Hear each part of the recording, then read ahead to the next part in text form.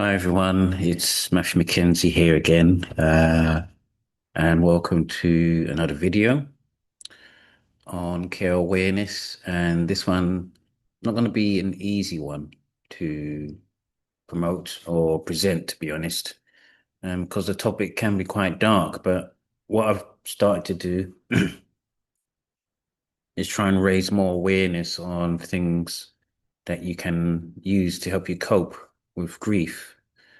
So, just so others know, anyway, if you've not been to my YouTube channel or blogs before, I raise awareness of unpaid carers. I chair the Triangle of Care community group from Carers Trust, a national carers charity.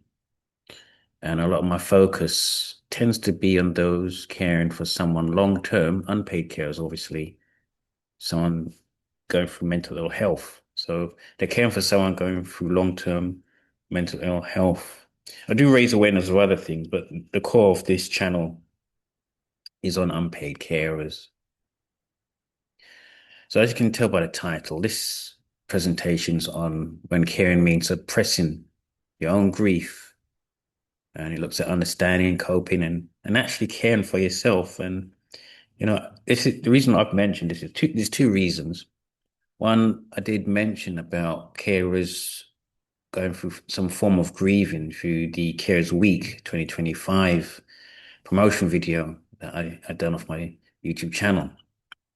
But the other reason for mentioning this lecture is that I've gone through this and I still grieve in some sense. So it's a way of me sharing what I've learned through my lived experience of providing unpaid care. So let's have a look at what this lecture is going to be talking about. So first, what we're going to look at is, what is suppressed grief? What does it mean? It's not a form of grief when someone has passed, um, but it can be in some essence in a way, when people are trying to cope, but not sure how. Next, we got what we'll look at also is the situation of when carers start suppressing their grief and why they do it. And then we'll look at the dangers of holding that in. And there's the situation where it's made even stronger, suppressing grief when it comes to minority carers. And I do have a focus on ethnic minorities and equality. But as mentioned before, I'm not going to just look at the problems and challenges. I want to try and give hints and ideas on what you can do if you're going through suppressed grief. And I always say small steps matter. It's not solving things 100%. It's just taking that step. Obviously, the spin on this is, I mean, don't get me wrong, this can be applied to all unpaid carers, but because I've been coming from the focus on mental health carers and the focus on ethnicity and global majority, I'm looking at cultural kind of coping strategies that can be useful for unpaid carers, and also where to find help that understands you as a carer. And as a poet, I'm going to end with just a short poem.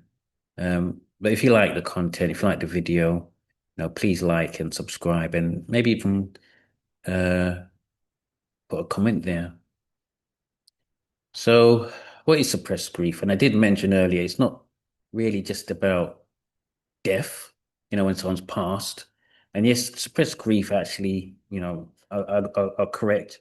It can be a situation when someone's passed and you're still suppressing it. But it actually can come from watching someone you love suffer. And I did say at the start of this lecture, it's long-term carers. And if you care for someone long-term, especially mental ill health, you are throughout many years, perhaps longer even, you are watching them struggle with their mental health and physical health. So there's no doubt there'll be a form of grief. It's not just grieving for your loved one. the cared for. There are forms of suppressed grief because you've now lost the identity that you once had, or it's been severely reduced, and you're looking towards the role, obviously, of unpaid carer and the uncertainty and anxiety it may bring. You're also losing freedom, ambitions, dreams, health, be it mental or physical, or even both. And relationships will perhaps be severed due to misunderstanding, stigma, isolation of your role. Um, the other thing would be no one really wants to visit someone when they're trying to provide forms of unpaid care. They might find it distressing or just don't really understand. So this is a situation when it comes to suppressed grief. Now, it's not just in tears. People think, oh, what does suppressed grief look like? Well, it can actually be shown as tiredness in a sense of fatigue, feeling numb. It's constantly on your mind about the things you're grieving about, what your loved one's going through. There will be hopelessness, especially when you feel you can't do anything about it. No one wants to be trapped in a routine. I'm not saying it's all desperation and anger and things like that, but being realistic as well, there are challenges, and because of those challenges and sometimes feeling helpless, there'll be anger. There'll also be guilt. I've explained a bit about that in my previous video. 20 things that can hit unpaid carers, 20 challenges. One of them is guilt, mainly because obviously you're observing your loved one going through difficult challenges, and you're guilty because you feel you can't really do much about that. And if it's mental health, you'll be asking or pushing for things that your loved one obviously won't want to happen. It could be trying to persuade them regarding medication or to see someone, or even having to speak to a mental health professional about your loved one's behavior. So it's all can add to guilt. Other forms of grief, how it affects someone could be forgetfulness, because obviously you're constantly thinking about situations and things you felt difficult in the past that can come up as trauma, and it'll always be on your mind, so you'll be forgetting things. You're also worried about the future, and because you're often thinking all the time, trying to find solutions, it can lead to headaches and even laughter at odd times. It's not. You might think, well, why on earth would someone laugh at suppressed grief? Well, I think one of the best ways to put it is you're thinking this couldn't have just happened to me. And that's a bit of guilt coming in. You're thinking to yourself, it's kind of surreal, and you're not sure how to cope with it. So this is basically suppressed grief and how it appears, what it looks like. Obviously, there's more to it than just that, but I've got to try and keep this video short. So why do carers suppress their grief? Why do unpaid carers care for someone with mental health, or what are forms of long-term illness? Why do they suppress the grief? Well, some of the things I've actually mentioned already. I did mention anxiety about the health and well-being of the person that you care for. And then you're always on the go, so there isn't really much for a mental or physical break. One of the big ones, obviously, is you're trying to put on a brave front, because if they see you breaking down, then they may feel that they're a burden, or they might start to lose hope. So you're constantly putting on a brave face to the person you're caring for, to professionals. And there might be situations you just don't understand, the the forms of grief. You don't know how to cope with it. There are situations with men, obviously, again, trying to put on a brave face and just soak it up, basically. Not often the best thing. We're going to start with solutions and ideas, though. Even though it's early on during this presentation, there are things where you can actually practice mindfulness and relaxation techniques. I'll come on to this in a bit. The reason I'm mentioning these things is that it's free to do. The only resource you will have to do regarding mindfulness and relaxation is just studying up on what ones are useful and taking the time to do that. When I'm saying taking the time, it's looking to plan what you're going to be doing during the day, the week. So you would have to schedule time each day for that bit of quiet relaxation or that bit of joy. And if you are struggling with those two things, it might be a good idea to start accessing mental health support through your doctor and definitely through care organizations, your local care center. One of the main things I should have mentioned is you shouldn't wait. You shouldn't wait till things get really difficult or chronic. If you have a feeling things that are on a way where you just can't cope anymore, then certainly do seek help, professional help.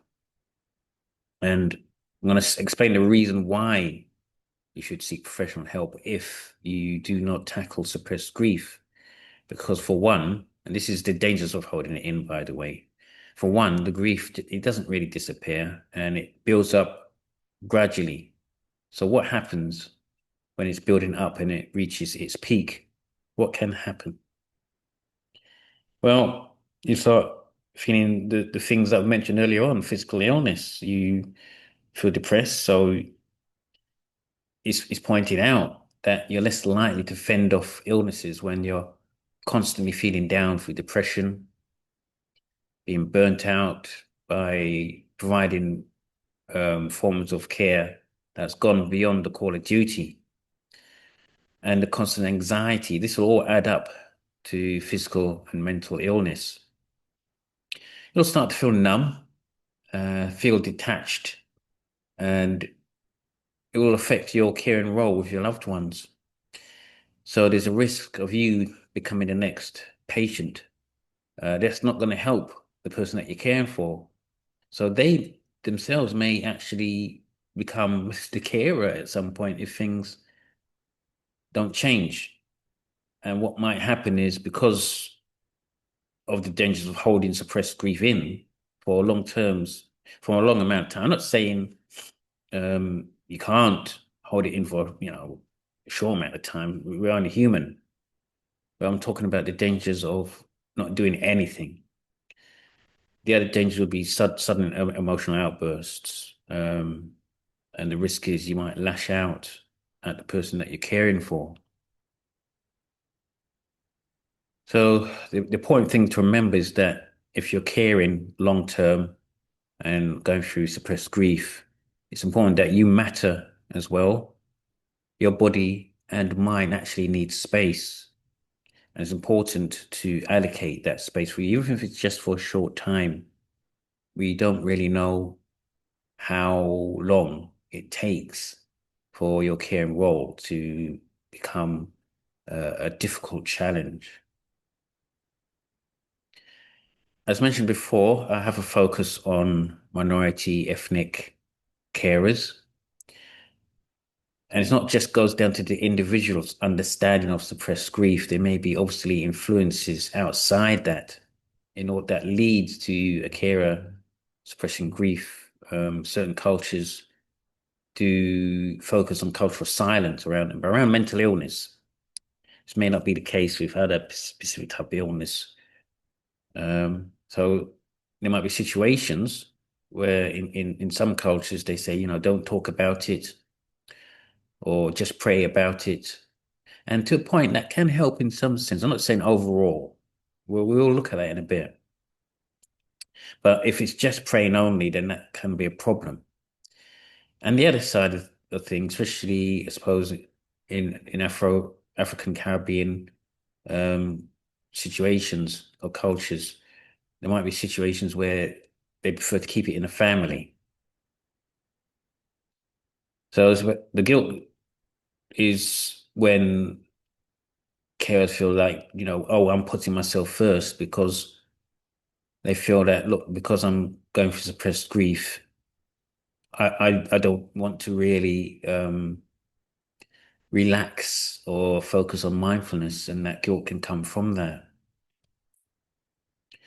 Then because it's a cultural silence as well, there can be language or trust barriers with mental health services or physical health services, and that's something that we're over in the UK are trying to tackle regarding culture and language. It can go the other way around as well. There can be problems with services regarding jargon not being culturally appropriate to the minority groups. And the other thing is, and I don't mean it in this sort of big way, but there can be situations where if you're the lone carer, you're being expected to carry the whole family's burden. Now, I do understand, and I don't want to put mental health survivors down or anything like that. But when it comes to some cultures, yes, there's going to be that lone carer, and there might not be the support that is needed for the carer and the patient. And they might see these things as a burden, excuse me. So one thing to remind others out there is you're not weak for feeling this way. You are human, and this is a natural form of looking at things. You shouldn't feel guilty about these things. I'm not saying they shouldn't be challenged, but we're human and these things do come into our minds every so often. It's what we do about it that makes a difference. So the first thing to mention is that you're not weak in feeling this way. It's just half that battle. So now we're looking at other methods of support. Obviously, if you're going through suppressed grief, what can you do? You don't obviously need a therapist to start that healing, though obviously they can help later on down the line. That's the good news. It's a lot of the things I would say is free. Obviously, if you're coping with suppressed grief for a long amount of time, then it's going to be more of a chance you would need a therapist or a mental health professional. But we want to take small steps at the beginning.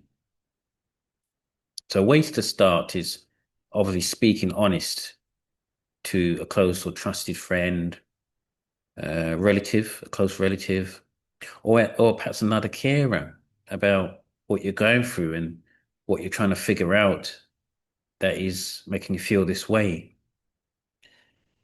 And the reason I say that is because sometimes we just don't know that we're going through suppressed grief. If you can provide a name to it, like what you're feeling, maybe it's depressed, you feel depressed, you feel angry, even if it's in private, then I repeat, if you know what the problem is, then you're halfway to solving it. This is obviously very difficult to do because I do feel mental health, understanding mental illness is extremely complex. It obviously deals with the matter of mind. Keeping a grief journal, even if just once a week, is a good start. Today I felt happy, or today I felt joy, or today I felt guilty, or today I felt miserable. It takes a lot of strength and energy to do this because you're sort of opening yourself up to being vulnerable if you admit to yourself that you're not coping. But you've got to name it somehow in order to tackle it. Even if it's just 10 minutes a day, just for you. And remember, you're not, don't feel guilty for doing this. You're just trying to fend for your own mental and physical well-being. And if you need to, there's nothing wrong in crying. You are allowed. Obviously, if it gets to a situation where you're crying very often every day or often during the week, then that means you do need forms of help. But it's understandable to cry if you're in a situation where you feel you can't do much about. So now we're looking at the culturally coping strategies. As I've mentioned earlier, I do have a focus on minority and ethnic carers. Now, don't get me wrong, any carer from different backgrounds can look at these types of things that can help in regards to suppressed grief.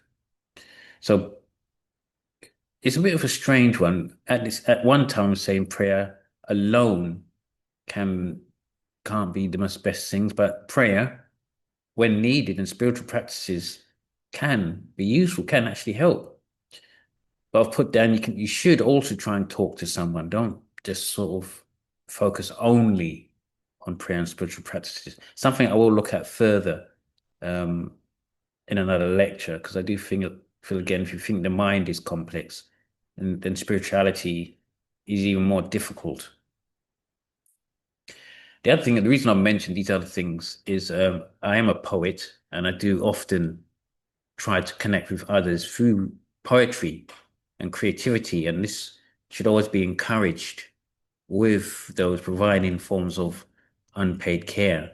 The reason being is that when you're very vulnerable and you want to tell your story, sometimes it's that difficult. You try and do this in other ways. Journaling it in your language, remember culturally kind coping strategies means that it feels closer to home, something you can understand. So these things can be really helpful in coping with suppressed grief.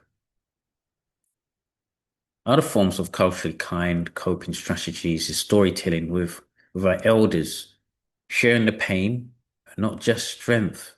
And I think it's always helpful and healing if you have elders that understand um, mental health. That's a bonus. There are elders, obviously, they should be looked to in culture when it comes to wisdom and knowing about your culture and background. And last but not least is the forms of care support circles. With people from your own background, obviously doesn't have to be if it's a diverse community, but you get that extra sort of understanding. Not always, there are dangers if it's just your own kind. But if it's the minority and you're feeling isolated by society, then that I understand. But there are troubles as well. So care support circles with people from your background can be helpful. It can be a form of strengthening your identification, especially in diverse communities as well. I'm not saying that this should always be the case, though. We should also look to others who can help with knowledge, and they can be from different backgrounds. So we're nearly sort of done. We've got, I think, three more things to look at. So, where can you actually find help that understands yourself as an unpaid carer? And it should be tailored to where your area is. So, obviously, the first thing, because of my involvement with a national carers charity, Carers Trust, they have members network, which is usually carers centres in different areas. Certainly worth popping in to one near you. Carers UK is another uh, national carers charity that does a lot of advocacy, support, and lobbying, especially on carers' rights. Then we've got other organizations, mental health ones like Mind, Sane, Mental Health Rethink, Mental Health Foundation, many, many more. Can't really name them all, it's impossible. Looking towards the cultural, ethnic sort of practical resources, you've got Black Thrive that focus on minority Black carers. They have forms of support. Direct Eye for South Asian mental health. And, as I mentioned, I can't mention them all. There might be some that's specifically local to your area. And some of them may not be that well known. There might be ones that just sprung up in your local area looking to outreach towards mental health carers and even patients as well, mental health survivors. Mental health services, not all of them, but they're beginning to look at translators and form cultural sensitivity in regards to ethnic minority carers, not only going for suppressed grief, there will be other forms of challenges that carers face.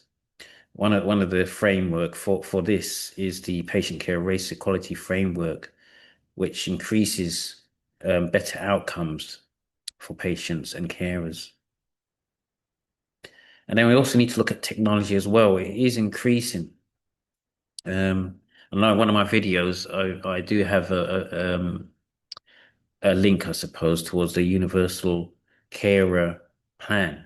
Uh, and I always say now, more growing information online, it's always worth to connect and develop access to online resources and forums, especially in the day and age of smartphones. Well, most of us do have access to that. I'm not saying everyone, though. There are situations, especially the elderly, who can't get access to that.